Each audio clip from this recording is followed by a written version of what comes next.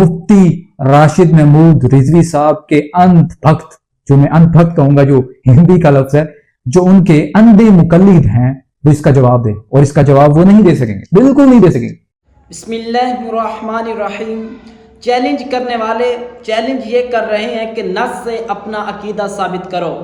Challenge ये कर रहे हैं कि नस से अपने अकीदे का सबूत दो, लेकिन हालत और हैसियत ये है कि अपने गुरु की तरह लिखा हुआ कुरान पाक भी देखकर पढ़ना नहीं आता।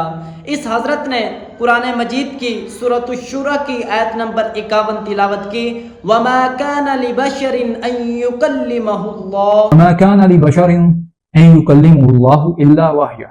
अब इस आयत के अंदर अन युकल्लिमहुल्लाह है, जबकि हजरत ने अन युकल्लिमुहुल्लाह पढ़ा है। अब हम इसको सीगे के एतबार से देखें तो युकल्लिमु बाब तफ़ईल से फ़ेल मुज़ारे का सीगा है, और कायदा ये है कि मुज़ारे से पहले अन नास्बा दाखिल हो जाए तो वो उसको नसब देता है, ज़बर देता है, फ़तह देता है। तो अब कायदे के मुताबिक अन युकल्लिमहुल्लाह आएगा, यानी मंसूब पढ़ा जाएगा, लेकिन हजरत पीछे अन नास्बा भी पढ़ रहा है और आगे उसको मरफू भी पढ़ रहा है। ये तो हजरत की इल्मी हालत और इल्मी लेवल है कि कुरान मजीद देख कर भी पढ़ना नहीं आता, और अरबी इबारत के साथ ना ही गुरु का और ना ही फॉलोअर्स का कोई दूर दूर तक का ताल्लुक नजर आता है। लेकिन चैलेंज उलमा को और उनके शागिर्दों को करते हैं कि आप अपना अकीदा नस से साबित करो। अरे हजरत, आपको तो कुरान पाक देख कर भी पढ़ना नहीं आता और आप हमसे अकीदे का सबूत मांग रहे हैं, वो भी नस से।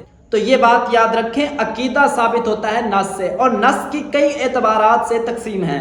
मिसाल के तौर पर सबूत के एतबार से नस की 4 किस्में बनती हैं: क़तईयुस सबूत, क़तईयुद दलाला, क़तईयुस सबूत, ज़न्नियुद दलाला, क़तईयुद दलाला, ज़न्नियुस सबूत, ज़न्नियुस सबूत, ज़न्नियुद दलाला। और कुरान मजीद की एक नस से कई एतबार से अकायद और मसाइल साबित होते हैं, कभी इबारतुन नस से, कभी इशारतुन नस से, कभी दलालतुन नस से, कभी इक्तिदाउन नस से। और कुरान पाक के अंदर आयात मुतशाबिहात कौन सी हैं, आयात मुहकमात कौन सी हैं, आयात मुकर्ररात कौन कौन सी हैं, और इन आयात से इस्तिदलाल करने के कितने और कौन कौन से तरीके हैं। अकायद के अंदर इस्तिदलाल होगा, नस किस एतबार की होगी, मसाइल के अंदर इस्तिदलाल होगा तो नस किस एतबार की होगी। इन तमाम इस्तिलाहात से हजरत साहब वाकिफ नहीं हैं और चैलेंज करते हैं उलमा को कि आप अपना अकीदा नस से साबित करो।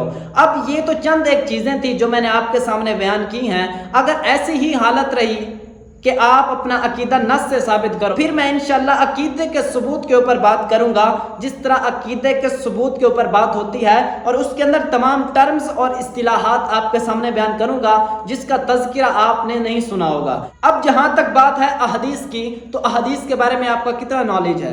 अहदीस की आप मशहूर इस्तिलाहात से भी वाकिफ नहीं है कि हदीस सही है।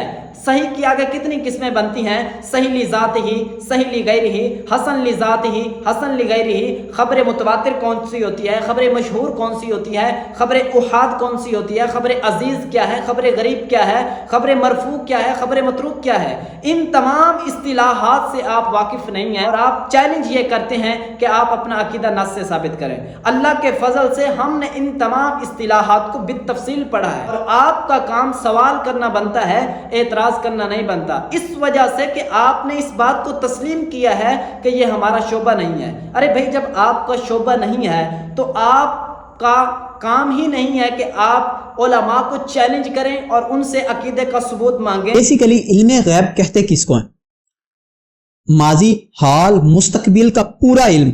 इनके एक हजरत ने इल्म गैब की तारीफ बयान की तो हमने कहा हजरत ये आपकी तारीफ दुरुस्त नहीं है। तो उस डेफिनेशन को सही साबित करने के लिए इन्होंने कुरान मजीद की एक आयत को पेश किया कि देखें जी, इस आयत के अंदर इल्म गैब की तारीफ बयान हुई है। इल्म गैब वो इल्म है जो बगैर किसी के बताए, बगैर किसी से सुने, बगैर किसी के वास्ते खुद बखुद इल्म हो। इस हजरत ने खुद इल्म गैब की एक तारीफ बयान की है अपनी तरफ से कि हमने उलमा से सुना है कि इल्म गैब वो इल्म है जो खुद ब खुद इल्म हो। अरे भाई, कौन से उलमा से आपने सुना है कि जो ये तारीफ बयान करते हैं कि इल्म गैब वो इल्म है जो खुद ब खुद इल्म हो?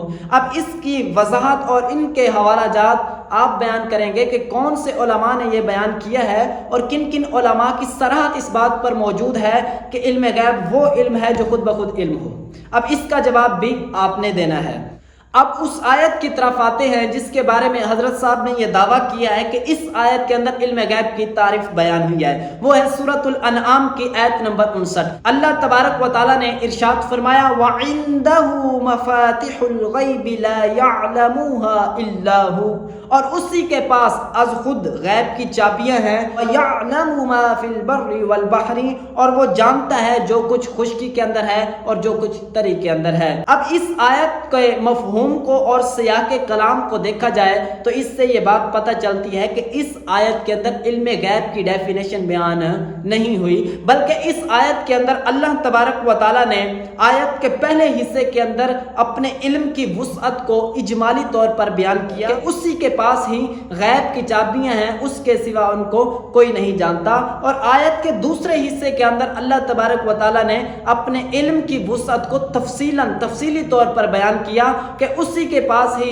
غیب کی چابیاں ہیں، اور زمین اور آسمان کے اندر جو کچھ بھی ہے وہ اس کو جانتا ہے، اور زمین سے جو بھی پتہ گرتا ہے وہ اس کو جانتا ہے۔ ان تمام تفصیل کو اللہ تبارک و تعالیٰ نے بیان کیا۔ اس آیت سے تو علم غیب کی وہ تعریف ہی ثابت نہیں ہوتی جو آپ ثابت کرنے کی کوشش کر رہے ہیں۔ جب بندہ بغیر دین کی تعلیم حاصل کیے دین کو بیان کرنا شروع کر دے تو پھر حالت ایسے ہی ہوتی ہے جیسے آپ کی ہے کہ جن آیات میں اللہ تبارک و تعالیٰ نے اپنے علم کی وسعت کو بیان کیا ہے ان آیات کو پڑھ کر علم غیب ثابت کرتے ہیں۔ سارے لوگ ہیں نا، ان کو ہم اچھی طرح جانتے ہیں کہ ان کی علمی قابلیت کیا ہے۔ اب آپ اپنی علمی قابلیت پر غور و فکر کریں کہ آپ کے اندر علمی قابلیت کتنی ہے۔ آپ کے اندر تو اتنی قابلیت ہے کہ علم غیب کی ڈیفینیشن ثابت کرنے کے لیے آپ وہ آیات پڑھ رہے ہیں جس آیت کے اندر اللہ تبارک و تعالیٰ نے اپنے علم کی وسعت کو بیان کیا ہے۔ اب اپنا لیول بھی دیکھ لیں، اور جن کو چیلنج کر رہے ہیں علماء کرام کو، ان کی علمی حیثیت بھی اللہ کے فضل سے آپ کے سامنے ہے۔ تو آپ بتائیں یہ ذاتی اور عطائی یہ کس حدیث میں آیا، قرآن کی کون سی آیت میں؟ پھر کہتا ہے آپ ذاتی، عطائی، حقیقی اور مجازی کا ثبوت قرآن پاک سے پیش کریں۔ تو یہاں پر یہ بات یاد رکھیں، اگر حقیقی، مجازی، ذاتی اور عطائی کا فرق نہ کیا جائے تو قرآن پاک کے اندر متعدد آیات ایسی ہیں جن کے اندر بظاہر تضاد اور تعارض لازم آتا ہے، تو ان کو جسٹیفائی کرنے کے لیے ذاتی، عطائی، حقیقی اور مجازی کا فرق کرنا ضروری ہے۔ مثال کے طور پر اللہ تبارک و تعالیٰ نے سورۃ الشورى کی آیت نمبر 49 کے اندر ارشاد فرمایا یَهَبُ لِمَن یَشَاءُ إِنَاثًا وَیَهَبُ لِمَن یَشَاءُ الذُّکُورَ، اللہ تبارک و تعالیٰ جسے چاہے بیٹیاں عطا فرمائے اور جسے چاہے بیٹے عطا فرمائے۔ اب اس آیت کے اندر یہبو فعل مضارع استعمال ہوا ہے، اور اسی فعل مضارع سے واحد متکلم کا صیغہ سورۃ المریم کی آیت نمبر 19 کے اندر بیان ہوا ہے قال انما انا رسول ربک لأہب لکی غلاما زکیا۔ حضرت جبریل علیہ السلام حضرت مریم رضی اللہ تعالی عنہ کے پاس آئے اور کہا میں تمہارے رب کی طرف سے بھیجا ہوا ہوں، لأہب تاکہ میں تجھے عطا کروں، دوں، غلاما زکیہ ستھرا بیٹا عطا کروں۔ اب یہاں پر بیٹا دینے کی نسبت حضرت جبریل علیہ السلام کی طرف ہو رہی ہے، جبکہ پچھلی آیت کے اندر تھا کہ اللہ تبارک و تعالیٰ ہی بیٹے اور بیٹیاں عطا فرماتا ہے۔ تو اب یہاں پر دونوں آیات کے درمیان بظاہر تعارض اور تضاد آ رہا ہے، تو ان کو کیسے جسٹیفائی کریں گے؟ تو یقیناً ان کو جسٹیفائی کرنے کے لیے یہ کہا جائے گا کہ حقیقی طور پر اللہ تبارک و تعالیٰ بیٹے اور بیٹیاں عطا فرمانے والا ہے، اور حضرت جبریل علیہ السلام یہ اللہ کی طرف سے عطائی طور پر یہ بیٹے عطا فرمانے والے ہیں، یہ مجازی طور پر بیٹے عطا فرمانے والے ہیں۔ تو اب یہاں پر اگر ذاتی اور عطائی کا فرق نہ کریں تو آیات کو جسٹیفائی کیسے کریں گے؟ اسی طرح قرآن مجید کی سورۃ النساء کی آیت نمبر 139 کے اندر ارشاد ہوتا ہے فَإِنَّ الْعِزَّةَ لِلَّهِ جَمِيعًا، پس بے شک تمام عزتیں اللہ تبارک و تعالیٰ کے لیے ہیں۔ جبکہ سورۃ المنافقون کی آیت نمبر 8 کے اندر ارشاد ہوتا ہے وَلِلَّهِ الْعِزَّةُ وَلِرَسُولِهِ وَلِلْمُؤْمِنِينَ، اور عزت اللہ تبارک و تعالیٰ اور اس کے رسول اور مومنین کے لیے ہے۔ جبکہ پچھلی آیت کے اندر آیا ہے کہ عزت اللہ تبارک و تعالیٰ کے لیے ہے، اور اس آیت کے اندر آ رہا ہے کہ عزت اللہ تبارک و تعالیٰ کے لیے، اس کے رسول کے لیے اور مومنین کے لیے ہے۔